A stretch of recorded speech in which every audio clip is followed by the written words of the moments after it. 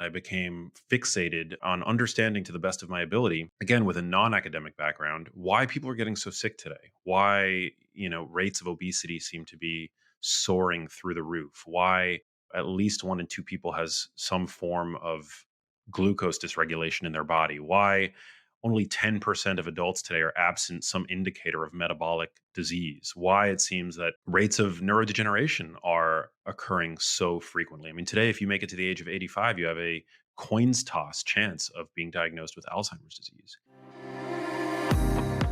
Welcome to Great Practice, Great Life by Atticus Incorporated. What if you could hang out with successful small and solo law firm attorneys, ask them about their successes and failures, their business strategies and mindset habits, then take an insight or two to guide your own growth in your practice? Each week, Steve Riley shares an in-depth look at how to work less while maintaining high client service standards, reduce your stress levels while growing your income, and find time to make changes when you are time-starved. Steve is a lawyer coach for more than 20 years and a former trial attorney. His goal is to provide strategies to help you balance your lives and grow your practice. Now, here's Steve. Hi, Steve Riley. Welcome to this incredible episode of Great Practice, Great Life. Today, I am here with the brilliant, talented Max Lugavere. Max, welcome to the show. Steve, thanks so much for having me. It's an honor. Oh, it's an honor for us. We gave you a couple of tryouts. First we saw you on the Joe Rogan show, and you did good there. It's a small podcast audience there. And then I saw you on Jordan Peterson, and now you finally made the big time here at Great Practice, Great Life. So welcome to our little episode. Oh, it's so cool. I'm just happy that my work isn't falling on deaf ears. So, It's not. yeah. It's not. It's not, and it's one of the reasons that we're asking you to speak at our conference. One of the reasons I'm grateful for you taking the time to talk to me today. You and I have some interesting common paths. So I'm going to lay down the common paths and then talk to you about how you chose a particular direction and see how this unfolds for both of us. So I had lunch with you for the only time in 2019, and you were at the time working on your documentary, which has just come out this year. Well done. I saw it this morning. Obviously, I cannot say enough about how great it is and what a great job you did. But what I was so impressed with you in 2019 was your determination. And so I want to talk a little bit about that, because at the time you had just really started getting traction for the documentary. You just had a passion for it. Your working title, I think, was Breadhead. You had just gotten, I think, some attention from Dr. Perlmutter, and I think one or two other, Dr. Gundry, two or three other really great thinkers, which you've integrated into that. So I just want to say congratulations, well done, and great amount of courage, great amount of determination. But what was the center of this? What was the why? What was the reason that inspired you to do what you've done for, I think it's taken you 10 years to get this documentary over the finish line? Yeah, well, Steve, as you well know, my why is my mom. So I didn't take the conventional path to arrive at where I am today. Although my career began as a generalist journalist. I used to work for a TV network in the United States called Current, which allowed me a platform to speak to a huge audience about issues that I thought were being under discussed in the cultural zeitgeist. But it wasn't until my mom got sick that everything really came into focus for me, and it helped me understand I think my purpose on this earth, and that is to help people live a healthier lifestyle and avert the kinds of age-related chronic diseases, um, particularly of the sort that has afflicted my family. So my mom, at a young age, developed a rare form of dementia called Lewy body dementia, and I had no prior family history of any form of neurodegenerative disease. In fact, when my mom was first diagnosed, my maternal grandmother, so my mom's mom, was 30 years her senior and cognitively totally healthy. And so this was a really odd, traumatic turn of events that occurred in my own family life to the person that was the most important person to me on earth. And so at that point, I became unable to think about anything else, and I became fixated on on understanding to the best of my ability, again with a non-academic background, why people are getting so sick today, why rates of obesity seem to be soaring through the roof, why at least one in two people has some form of glucose dysregulation in their body, why only 10% of adults today are absent some indicator of metabolic disease, why it seems that um, rates of neurodegeneration are occurring so frequently. I mean, today, if you make it to the age of 85, you have a coin's toss chance of being diagnosed with Alzheimer's disease.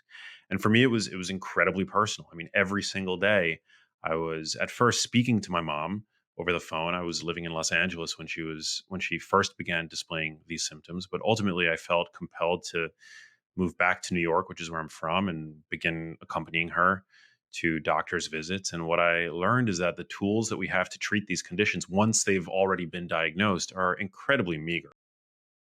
And as somebody who was at the time fairly fluent in the art of uh, public communication, public speaking, content creation, storytelling, I felt that if there was any way that I was going to be able to make an impact and move the needle on this category of conditions, it was going to be through um, art. And so my first project was this documentary, which at the time was called Breadhead, but the film now Little Empty Boxes is it was my first effort, which began 10 years ago. In this regard, to investigate why so many people seem to be suffering from conditions like Alzheimer's disease, Parkinson's disease, and it's the first dementia prevention documentary that's ever been produced. And of course, over the course of that journey, I realized that feature length documentary filmmaking is incredibly arduous and it's expensive and it requires a lot of personnel. And so it's taken me a long time to finish. And in that time, I've been very privileged to get to, to have had the opportunity to write three books, the Genius trilogy of books, which kicked off with Genius Foods and my podcast and all of the other work that I do. But it all comes back to my why, being my mom, and the fact that she suffered such a tragic fate. And so, as an evangelist for nutrition science, for longevity science, it's really my mission, I think, here to help make these topics accessible and digestible and easy for people to understand and institute in their lives, and to help encourage those around them to follow suit, because we only get one go around. And so, it's important to do the best you can and to make the right choices. Well, it's interesting because I'm an elder son too. You're the oldest. Um, my mom uh, developed Alzheimer's, so it was really heartbreaking. Interestingly, I think I lost my mom the same year you lost your mom. And as a lawyer, and probably a couple hundred lawyers that listen to this podcast are in the elder law field, helping other families deal with Parkinson's, dementia related issues, Alzheimer's. So your advocacy and your skill set is greatly appreciated by those of us that lack any artistic capabilities. My ability to tell stories have always been in front of judge, juries, and families, never in front of the camera. This is the closest I've ever gotten. So I really admire what you've done and really appreciate what you've done. I've got a couple of questions for you, if that's okay, because, and we're going to put all the links about the Genius trilogy. I'm going to ask you some more questions about it. But our episodes our show is aimed at really a very small audience. We're a rounding error in comparison to some of the podcasts and some of the shows you've been on. But all these people are my friends, and I care deeply about them. And one of the things that you said, and it's featured, you've said it in your podcast, you've said it in other works, you've said it in your documentary, Little Empty Boxes, is that this disease, and I want you to talk about this disease coming in from, you're starting to see symptoms of it 20 to 30 years ahead before being diagnosed. And I'd like to talk for you to talk a little bit about type 3 diabetes and some of your insights and some of the research that you've learned from Dr. Brown, if you don't mind. Would that be okay? Yeah, absolutely. So you're referencing Suzanne de la Monte, who is a researcher at Brown Yeah, University, Brown University. Thank you. yeah, Very who good. who coined the term type 3 diabetes as a way of conceptualizing Alzheimer's disease, which is the most common form of dementia. And for decades, it was thought that Alzheimer's disease is essentially caused by an aggregation of plaque in the brain, plaque, and then coinciding with that, the appearance of misfolded proteins, a protein known as tau, and neurofibrillatory tangles, and other pathologies that are clearly observable in cadavers who have passed due to Alzheimer's disease.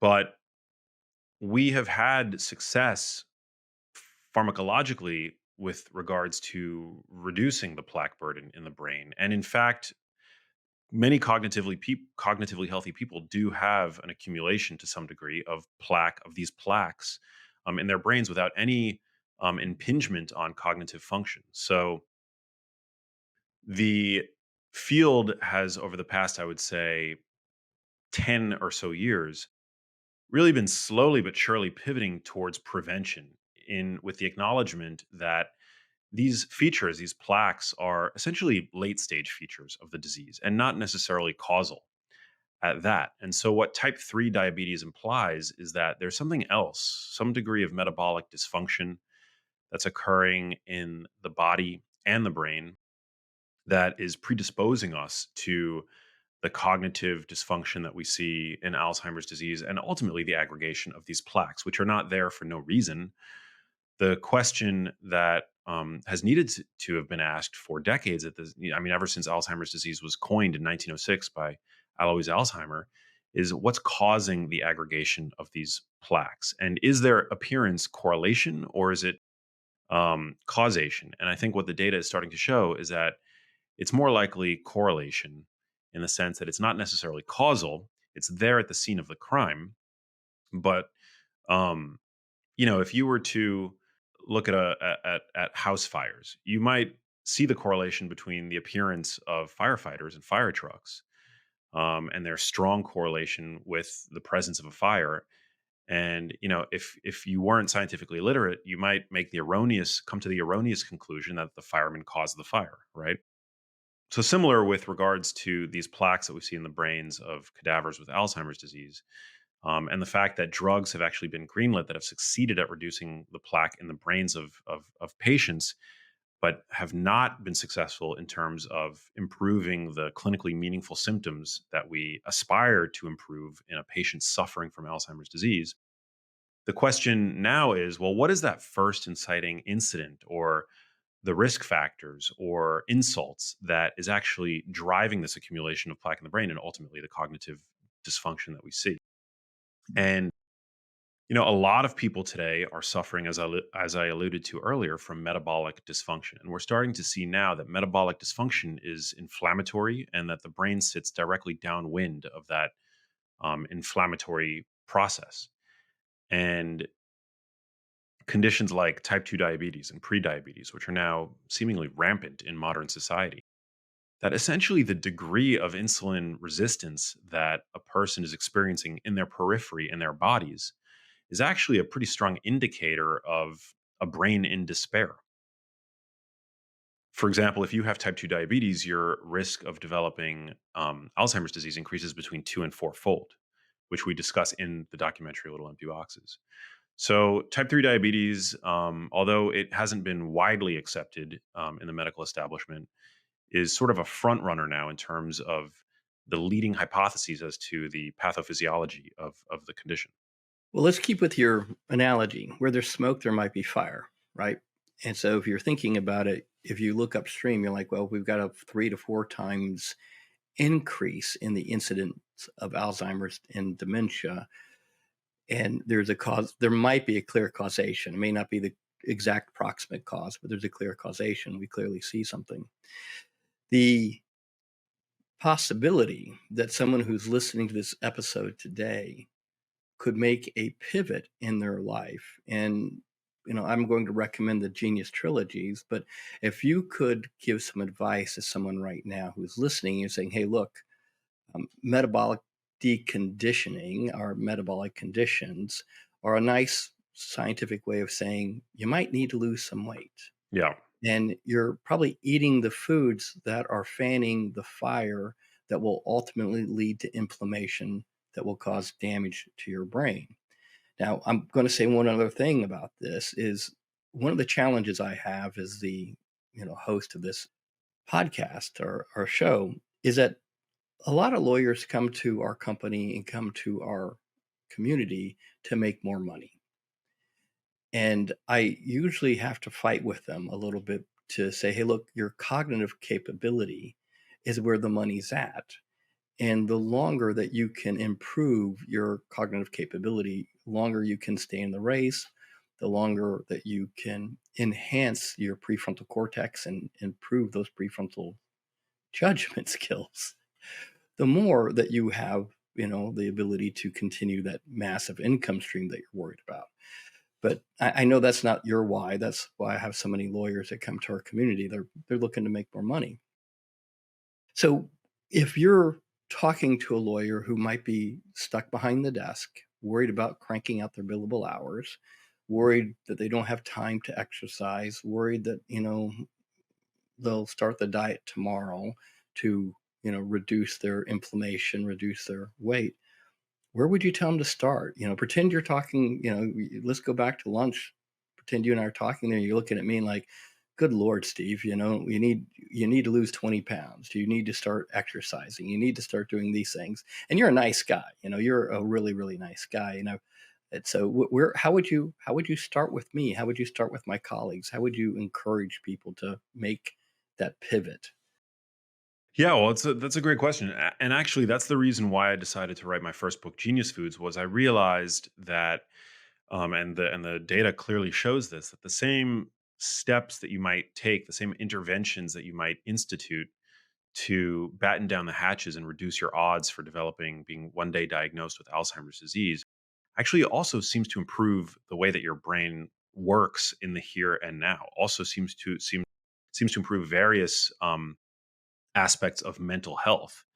And, unfortunately, we know less about our own biology and certainly our own brains than we do about space, right? But the data is starting to show us that diet and lifestyle do have an impact on how we feel. And I mean, I think this is clearly observable to anybody who's ever set foot in a gym. You walk out of the gym a different person than you were walking into it. But and that's a subjective anecdotal experience that I'm sure many people will attest to and recognize. But now we have data, which I think is really um, empowering and gives me great optimism. And that's actually the reason why I wrote my first book, Genius Foods, because I realized very early on that getting people to think about their brain health for a condition that might be diagnosed 20, 30 years down the line, that's an abstract concept. Um, but if you can use the fact that, you know, these same steps are also going to improve your agency in the world, how you show up professionally to your clients, to your loved ones. I mean, that's a much easier pill to swallow. And so I thought if I needed a Trojan horse, I mean, there was no better one than that, to get this message of dementia prevention in sort of through the back door. And so from the standpoint of first steps, I mean, everybody is obviously coming to this conversation from a different place in life, different dietary habits, different fitness levels, different ages, different capabilities in terms of their bodies. And so I think you have to be kind to yourself and you have to remember that there's no such thing as perfection. I think it's always easier to adopt one new healthy habit at a time and then move on once you've cemented that habit. So for some people, it might just be drinking a glass of water first thing in the morning before reaching for that cup of Joe, which is something that I think is really important. Hydrating first, that's step one. From a food standpoint, I mean, when you look at population statistics, 60% of the calories that your average adult is ingesting on a day-to-day basis comes from what food scientists refer to as ultra processed foods. I mean, these are vending machine convenience foods, the foods that typically line the aisles of our supermarkets. Our supermarkets are now 73% comprised of these kinds of foods, which are now being linked to dozens of negative health outcomes. They're being linked to the obvious ones like type 2 diabetes, obesity, cancer, heart disease, and dementia. But they're also being linked to worse mental health as well. And so we want to do our best to reduce our consumption of these foods and instead focus more on minimally processed foods, the kinds of foods that are single ingredient foods. I like to say that real foods don't have extensive ingredients lists. They are the ingredients. and they typically hang out around the aisles of our supermarkets. Most people don't realize that supermarkets are designed in the same way generally. And so that's step one, is focus primarily on whole foods, minimally processed foods. And I understand that when you're running a busy practice, it can be easier said than done sometimes, but there are easy ways around this. I think meal prepping, is massively helpful. And knowing how to assess a restaurant menu, or even some of these great new fast casual spots are making it incredibly easy to eat healthfully when on the go. So that to me is really the step one, is the base of my food pyramid, so to speak, is prioritizing minimally processed foods. And then when you go a step higher, I think it's really important to integrate both animal source foods and plant-based foods. There's a lot of debate now, and I think in many ways nutrition has been a captured field with regard to the fear mongering that we still see today regarding certain animal source foods like red meat, eggs, for example, even dairy. I think animal source foods have a lot to offer in terms of their nutritional value. They're highly nutrient dense. They're highly satiating due to the protein that they contain. And the reason why I say that is that protein is the most satiating of the macronutrients. So when I say macronutrients, I mean protein, carbohydrates, and fat. And protein tends to assuage hunger in a way that carbohydrates and fat simply can't. And so prioritizing protein in the diet, which is easiest when we are integrating animal source foods into our diets, I think is a really fantastic strategy, and also very beneficial from the standpoint of metabolic health and body composition as well. So I would say, making protein a priority in your diet. I think there's a lot of good evidence to back this. That, for example, when we eat protein rich breakfasts, a lot of people, they rush out the door with a bran muffin. Maybe they slam down a glass of orange juice. They throw the sugar in their coffee. It's essentially a high sugar breakfast, right? For most people today, the continental breakfast. But there's lots of good data now showing us that when we eat a high protein breakfast for our first meal in the day, and we consistently do that, we tend to eat fewer calories over the subsequent day. It snipes our hunger in a way that is actually perpetuated by the opposite, by prioritizing sugary foods and grain-based foods first thing in the morning. Well, it's one of the things. Oh, sorry to interrupt you, Max. I was going to say it's one of the things I've seen you talk about, which is front loading protein. Red meat's a health food, so I'd like you to talk about that. And you've advocated against the demonization of eggs. Yeah. And I think you recently posted on Twitter, at least, or I guess it's called X, that two eggs is not, two eggs is not enough, man. Two eggs not enough. It's my most So viral post. It's crazy. I know it's crazy, But but it's it hit a totally chord. accurate. Yeah, Yeah. it's totally accurate. This is one of the big issues I've seen with a lot of my colleagues, is that they're not getting. And one of my dearest friends is a vegan, and I worry about him greatly because I think his protein intake is sparse at best, right? Hey, Steve Riley, I just want to remind you, if you haven't registered for the summit, now is the time. Last year, the event sold out, the hotel sold out, and if you're not one of the first people in, you may not get to go. So it's November 14th and 15th, and I love the summit because we pull all the Atticus members together, whether they're working one-on-one, they're in a group program, no matter where they're at, we all get together, and we have kind of like this giant family reunion where we share cutting edge strategies, we learn from each other, we learn from innovative thinkers, and we have a great time. It's a 2-day event, and it's all about you getting inspired, you learning innovation, and you taking ideas and learning how to turn them into invoices. Ideas are only good if you can make money off them most of the time. So you want to take an idea and implement it. So day one is all about inspiration. Day two is about how to apply that inspiration in your practice and in your life. This year we have 3 fantastic speakers. Max Lugavere, who is going to talk about his thinking around his book, Genius Foods, his podcast, Genius Podcast, all about how to improve your cognitive function. We're also going to have Mike Michalowicz with his new book, All In. It's going to be focusing on how you can build and scale your law firm team. And one of my personal favorites, Robert Rose, is coming back. In fact, I think Robert is the first speaker we've ever brought back for an encore performance.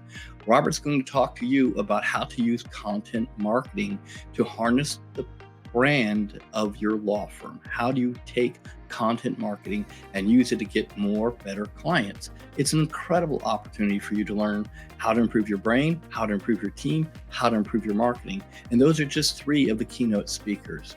So I put some information in the show notes below. Click the link, register. I hope to see you there. Talk to me about red meat. Red meat bad, red meat good. Yeah, I mean, I've taken a lot of flack for this because the nutritional orthodoxy still likes to die on the hill of incredibly weak epidemiologic data, which fairly consistently links red meat consumption to negative health outcomes. Although, when you actually know how to interpret data, you see that the increase in relative risk is actually incredibly small. Um, that we see from these epidemiologic studies. And epidemiology is the study of populations, right? And we try to isolate individual variables and tie that to health outcomes, positive or negative. But nutrition is incredibly complicated. I mean, we don't just eat nutrients in isolation. We eat foods, and the kinds of foods that we choose with every meal tends to correlate to other dietary and lifestyle habits. And lo and behold, because red meat has been demonized for the past 50 or so years, people that tend to eat more meat tend to be more sedentary. They tend to smoke. They tend to drink more alcohol. They tend to exercise less. They seem to be less likely to take, for example, a multivitamin. And so this is referred to as healthy user bias. And epidemiologists do try to control for a lot of these variables. They try to adjust for a lot of these variables, like is a person a smoker or not a smoker, when they arrive at these relative risk ratios. But there's always confounding variables at play. There's always what's called residual confounding. And to hang your hat on such a small increase in relative risk, um, I think is really nonsensical from the standpoint of nutrition. Um, for example, an increase in relative risk of about 25%, we'll just say, that takes your absolute risk from 4% to 5%, right? So that's an incredibly small increase in absolute risk. The 25% number, I mean, that's a lot more startling if you were to see that, eating red meat increases your risk of developing X by 25%. I mean, I don't want to increase my risk of developing heart disease by 25%. But the distinction is seldom made in these headlines that there's a difference, and a really important difference between relative risk and absolute risk. And these associations are also mired, as I mentioned, by residual confounding. I mean, what population is being studied? If you're looking at the population level, I mean, it's certainly true that people who eat more red meat are more prone to unhealthy lifestyle choices. People who are vegan and vegetarian, I mean, they're obviously very focused on their diet. They're probably doing a lot of other things in their diets and lifestyles well, right? And so, um, to point a finger at red meat and say that we have certain causal evidence that this is an unhealthful food, I mean, that evidence simply does not exist. We don't have long-term randomized control trials because those are impossible to do in nutrition. So pretty much all we have, I mean, it's essentially a house of cards where all we have is this type of weak epidemiologic data. And that's the kind of data used to basically influence the creation of our dietary guidelines. It's very easy to make a case against red meat when that's the kind of data that you're using. And it's very easy to make a case in favor of foods like whole grains and vegetables and fruits and things like that from an epidemiologic standpoint, because, in a landscape where 90% of adults are metabolically ill and 60% of the calories that your average person is consuming, again, comes from these hyper processed, what are essentially vending machine foods. Somebody who's eating more vegetables and who's eating more fresh fruit and whole grains as opposed to refined grains, I mean, clearly that's a privileged, health conscious person. I hate to use the term privileged because, in many ways it's become so weaponized over the past couple of years, but it's true. I mean, somebody who's eating, take a grain like quinoa. I love to use quinoa as an example.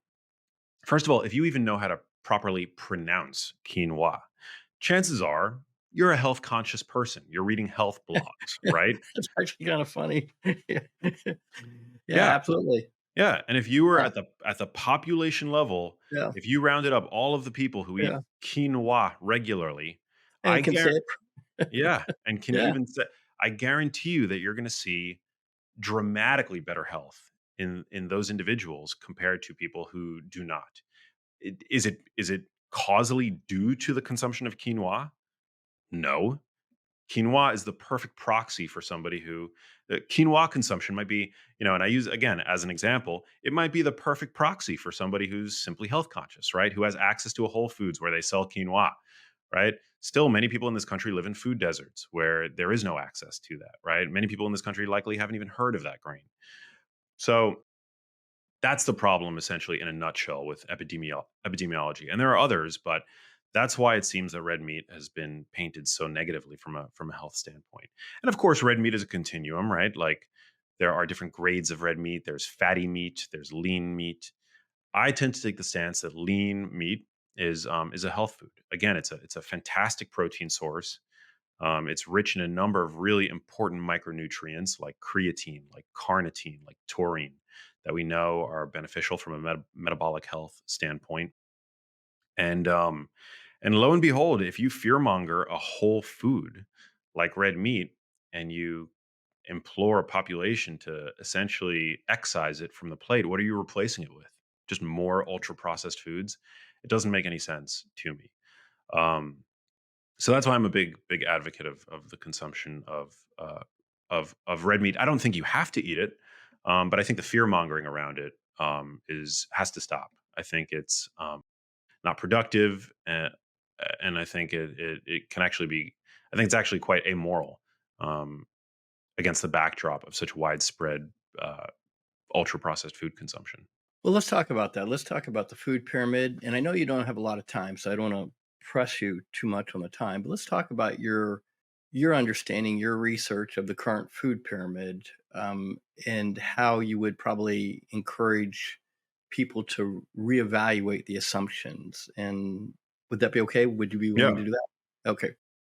Yeah, well, the food pyramid thankfully has been retired, but for I don't. decades, I mean, I'm sorry to interrupt you. I don't think it's been retired. I think there's still people referencing it. I still think there's a lot of you. It's retired for you because you're on the cutting edge of nutrition. fair. But I think there's a lot of people it's not been retired for. My mother-in-law, who I adore, is worried about having too many eggs because it'll impact her cholesterol and what will her doctors say. So I think there's a huge, and I think among the lawyers that I work with, there's a huge misunderstanding. I've got on one extreme vegans, on the other extreme people are afraid to have uh, eggs for fear of it impacts their cholesterol. Now, Mm. um, so let's begin with the assumption that most people don't know that's been retired. All right, let's begin with the assumption, like how it was created. And I know you talk a little bit about in your documentary, but just talk for a few minutes about that for me, would you please? Yeah, absolutely. So the food pyramid implored us at every 24-hour cycle to consume 6 to 11 servings of whole grains or grain products every day.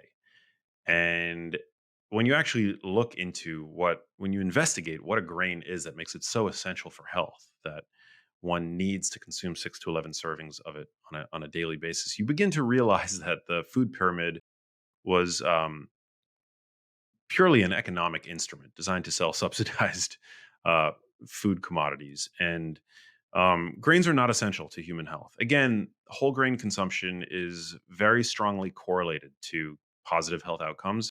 And I do think that there are some good grains that can be consumed and integrated for better health. I mean, grains are a good source of dietary fiber, but little else. I mean, they're primarily a source of starch and energy, and our overconsumption of energy is what ultimately leads to weight gain. And today, almost 1 in 2 of us are not just overweight, but obese. So about 40% of the US population today is obese, and that's trending to 50% by the year 2030. And so grains are essentially just pure energy with a little bit of fiber thrown in. And in no way are they a nutrient dense food. They're low in nutrient density. They're high in energy density again.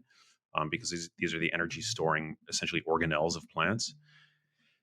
And the food pyramid, really made that it very clearly implored us to make that the basis of our diets, and to steer clear um, from nutrient dense foods like eggs. We now know that dietary cholesterol has very little impact on blood cholesterol for most people. I mean, there are still hyperabsorbers, but they're in the minority of people. And it's a very easy thing to test. We have now labs that can help indicate whether a person is a hyperabsorber. But the majority of people are not going to see any cardiovascular downside from egg consumption. In fact, eggs can actually improve indicators of cardiovascular risk. It's been shown. So I'm a huge fan of the consumption of eggs. An egg yolk literally contains a little bit of everything required to grow a brain. And a study was recently published that found, and this is an epidemiologic study, so it's an observational study. I don't think that we can necessarily draw too strong of a conclusion from it, but nonetheless, the study found that egg consumption was associated with a 50% risk reduction for Alzheimer's disease. And researchers thought that that was due, at least in part, to the fact that eggs are the top dietary source of a nutrient called choline in the American diet. Choline serves as the backbone precursor molecule to acetylcholine, which is a neurotransmitter involved in learning and memory. And about 90% of adults today don't consume the adequate intake for choline. So most adults are not consuming adequate choline. Eggs are the number one source of dietary choline in the standard American diet. Beef liver has a higher concentration of choline, but most people that I know are not regularly consuming beef liver. And so it's a fantastic food. And these are the kinds of foods that were demonized, and we were told to minimize and instead focus on grains, grain-based products, and things like that, which I think was a huge scam. Um, Now, it's debatable whether or not most people actually adhered to dietary guidelines, but dietary guidelines, in my view, are an archaic construct and the result of lots of conflicts of interest and uh, you know commercial bias, and it's really unfortunate. But there was a study that found that 95% of members on the dietary guidelines for Americans committee in 2020 had conflicts of interest with the food industry and the pharmaceutical industries. So, I mean, those aren't the kinds of people that you want telling you how to eat. They're just, they're not. I believe that for the 2025 dietary guidelines, it was something like 50% were identified as having conflicts of interest. But these are people that are in bed essentially with the companies that are producing these, weight loss peptides like semaglutide, which is known as Wegovy for weight loss, Ozempic for the management of type 2 diabetes. And so there is a vested interest in, you know, unfortunately, there is a commercial interest in keeping people overweight and obfuscating how one is best suited eating. And so for me, it's really cutting through the noise, cutting through the BS and the lobbying and the conflicts of interest to arrive at, okay, what does a human animal need to survive, right? And generally, you want to focus on nutrient dense foods, and eggs continually come up at the top of the charts when it comes to nutrient density. So does red meat, seafood. I mean, seafood is incredible, loaded with nutrients that we know are supportive of brain health. And these are the foods that our ancestors consumed, right? Like these are the foods long before dietary guidelines were a thing. Um, we ate animal source foods and we ate plant source foods. There was no ideology to sway us in any one direction or another. We ate in accordance with what made us feel good and what our ancestors before our ancestors consumed. So I think it's just important to get back to a little bit of common sense and to recognize that, again, nutrition, the field of nutrition science and dietary guidelines in particular are propped up on what is essentially incredibly weak data. Perfect. Thank you. Thank you. I appreciate you. I think you were much more conservative than I anticipated in your response, but I think you were perfect. You look like you've leaned down since your appearance on both Joe Rogan and the Jordan Peterson show. Have you dropped some weight? You look leaner. Yeah, I mean, I'm always thank you, I guess. I'm always kind of tinkering with my diet and my workout regimen. I take sort of a muscle centric approach to my workout style, um and I do practice what I preach, which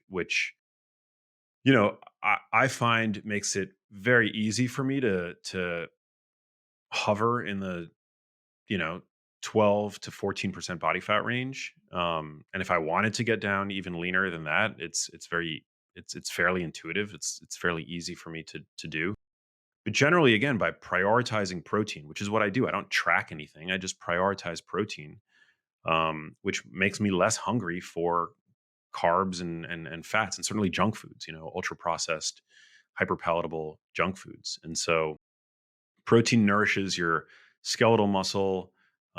It's the most satiating. You get a bit of a caloric free ride when you prioritize protein. About 30% of the calories that you ingest when you consume protein are burnt off via digestion and the assimilation of those amino acids alone. So you do get about a 30% free ride when it comes to the calories that you ingest by way of protein. So it really is a powerful anti-obesogen as macronutrients go. And that's generally what I prioritize from a diet standpoint. I mean, there's data that suggests that when people, even incrementally increase the protein in their diets, there is a spontaneous body recomposition. People tend to lose fat. They tend to preserve their musculature, which otherwise declines as we get older by about 1 to 3%, I believe, a year. Um, and so, yeah, I mean, it's a set it and forget it method to body composition that I think is very underappreciated. But now we also have data coming out showing us that this is not just about how you look in the mirror. There was a study that found among over 5,600 people that found that people who consume the highest levels of animal protein, and not plant protein, but animal protein specifically, had slowed atrophy of their hippocampus, which is the memory processing center in the brain. It's the most vulnerable structure to aging. It's among the first structures to be affected by Alzheimer's disease. And this study found that animal protein actually also seemed to slow atrophy in the hippocampus, which was super exciting. It was all animal source protein, but particularly seafood. And my thinking there is that seafood, there's a bit of a healthy user bias there, as well as there always is with nutrition. That pescatarians and people who tend to eat more fish tend to be more health conscious. But in general, it didn't seem to be a detrimental effect. It seemed, in fact, to be a positive effect. The consumption of animal protein on this one indicator of brain health. Well, you said a couple of things, and I'd like to have you explain from your perspective. I think I know the answer, but what do you mean by muscle centric and why is that important to you? Well, you want to be strong as you age. There's now a bounty of evidence linking, for example, grip strength to longevity. And this isn't to say that we should all start going out and training our grip strength. Grip strength is a crude proxy indicator for basically whole body strength. And we know, of course, as you get older, the likelihood of falls increases. But generally, you want to maintain robustness. You want to maintain vigor. Um, your muscles also are really important from the standpoint of hormone regulation. They are really important from the standpoint of insulin sensitivity. And as I mentioned way earlier in our conversation, insulin resistance, which is the inverse of insulin sensitivity. We want to be insulin sensitive. And building up your musculature is one of the best ways to promote whole body insulin sensitivity. And insulin sensitivity correlates strongly with a better energy utilization in the brain. And so building up your musculature crucially important. Your muscles are also the primary site of glucose disposal. So for people that do like to indulge in carbohydrate-rich meals, there's nothing wrong with carbohydrates. It's just important to recognize that the body has a limited capacity for carbohydrate storage. Your musculature being one of the main sites of glucose storage in your body. Your liver being another site, but you can't really grow your liver, but your muscles you can grow. And having more muscle on your body also improves your metabolism. Your basal metabolic rate is improved with resistance training. It's a great way to lose fat. A lot of people tend to put the focus on cardiovascular training for fat loss. Data suggests that resistance training is just as effective for fat loss, if not more so. And I agree with you. I agree yeah, with you. I think, that was a mistake I made when I was younger. I spent a lot of time on cardiovascular training, and I don't think it actually supported bone density or muscle. And I think when you and I see each other in a couple of months, I'm a much larger version of myself, mainly because I got behind strength training, and really got purposeful about it for longevity purposes. I'd like, and I know we don't have a lot of time, but I'd like, if you feel comfortable doing this, could you talk for a minute for my vegan friends out there about the distinction between why you distinguish muscle protein versus plant protein? Are you comfortable talking about that? yeah, of course. People make the decision to go plant based for a number of reasons, ethical reasons. There are religious reasons one might choose to abstain from certain foods, but there's no reason to fear animal source foods. I think is probably one of my biggest passions is helping sort of undo some of the fear that's been instilled in the American public to some of these foods that are otherwise our most nutrient dense foods. And I think part of the reason why I have a sort of bias against plant based diets is that my mom had a leaning towards vegetarianism. And it was very frustrating to me that some of these foods, again, these incredibly nutrient dense foods, were essentially absent from my mom's diet for decades because of concerns around animal welfare and but ultimately the fear that was drilled into her by the messaging regarding dietetics and nutrition, either in the mainstream media or from the health professionals that she encountered over the course of her life. And so I think it's always important to be mindful of where the foods that you're coming from are being sourced from. I do think there's an argument to be made for opting for leaner cuts of red meat and going for free range chicken as opposed to chickens, for example, poultry that come from the conventional factory farm system, which we know is abhorrent from an environmental standpoint. I mean, we a sentient, well-read person today is gonna have a sense that the factory farm system is not good for the animals. It's not good for human health. It's not good for the environment. But that doesn't mean that we have to throw the baby out with the bathwater. There are now producers of 100% grass-fed, grass-finished beef, free-range chicken, pastured eggs, and things like that that really do put animal welfare and environmentalism um, as a major driving factor behind their production methods. And so it's important to vote with your wallet for producers that are doing things the right way rather than opting out of the system entirely. And again, these foods are incredibly nutrient dense. I mean, at this point, I'm not a clinician, I'm not a medical doctor, but I've put out lots of books and work on the topic. And I get messages all the time from people who, premenopausal women who have, brought eggs back into their diets or red meat even, and they're getting their periods back and they're feeling the brain fog has lifted. They're obviously consuming a lot more bioavailable vitamin B12 and other nutrients that we know are supportive of brain health. And so I just think that the risks of veganism are not we're not advocates for veganism are not always forthcoming about the risks of adopting that diet. They're a lot more vocal about the purported risks of consuming animal source foods, but abstaining from animal source foods comes with its own risks as well. There's a well elucidated signal in the literature that veganism is associated with higher risk of depressive disorders and other mental health issues.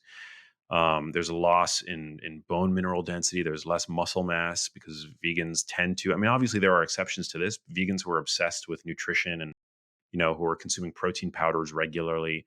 I mean, they're the exception to the rule, but at the population level, people who adhere to low meat diets tend to consume less protein. They have less muscle mass. They have worse bone health. Um, and yeah, so they also tend to consume. There was one study, I believe it came from France, but that found that people who were more meat avoidant tended to consume more ultra processed foods because once if you remove meat and animal source foods from your diet, what do you replace those foods with? Yeah, you gotta make up the calories somewhere, and, you're Exactly. not exactly gonna make it up with high density proteins, you're gonna make it up with high caloric grains, high caloric sugars, high caloric junk just to feel look, I was a vegan for, I don't know, a year. I gained like 35 pounds. I was hungry all the time. It was miserable. And most of my friends that are vegans, I worry about them, and they're worried about me because I'll eat red meat. But they're like, you're going to die from red meat. I'm like, I doubt it. I doubt it. I think I'm going to be stronger, and I think I'm going to live longer. And I think my bone density, I don't think I'll have osteopenia or osteoporosis like some of my vegan friends will, because they're just not eating enough protein and not eating the right proteins. Max, I know you got a tight timeline. Is there anything that you'd like to say to wrap up today? I want to make sure I'm honoring your time commitments. Yeah, it's important that people recognize that a lot of these kinds of conditions that are robbing us of our loved ones today. I mean, my focus is neurodegenerative conditions like Alzheimer's disease, but these are conditions of midlife with symptoms that appear in late life. Alzheimer's disease is a perfect example of that.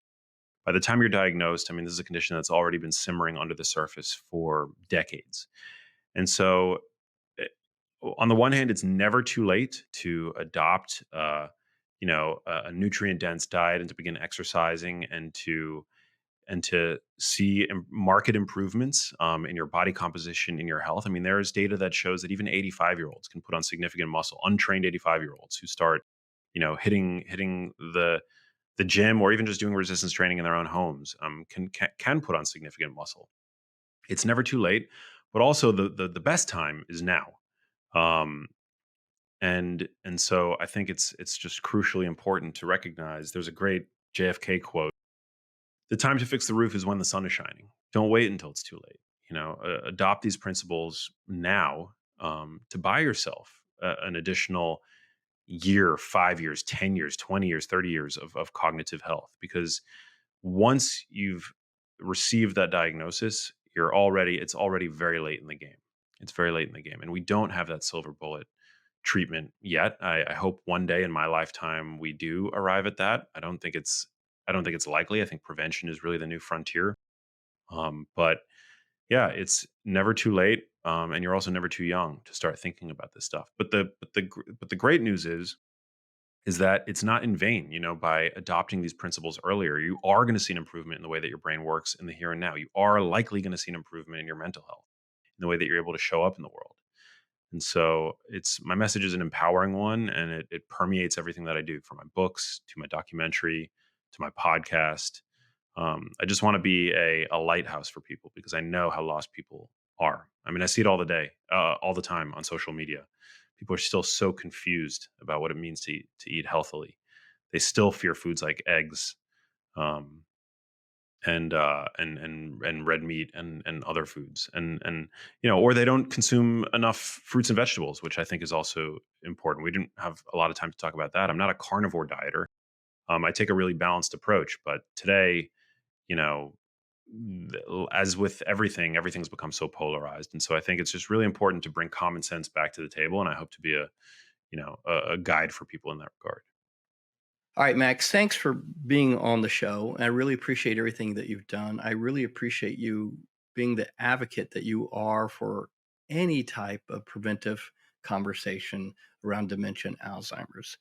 Now, you're going to be speaking at our summit, but for people who hear this episode after the summit, how can they get more Max? How can they learn about Empty Little Boxes? How can they learn more about the Genius Trilogy? How can they get hooked up with you on your podcast? Yeah, so I've written 3 books. I would say you can pick up Genius Foods, or my most recent book was Genius Kitchen, which is a cookbook that marries my recommendations to over 100 delicious recipes. And the first half of the book is a wellness guide as well. So there's a lot of really great information in there. But any of my books really will help set you on the right path.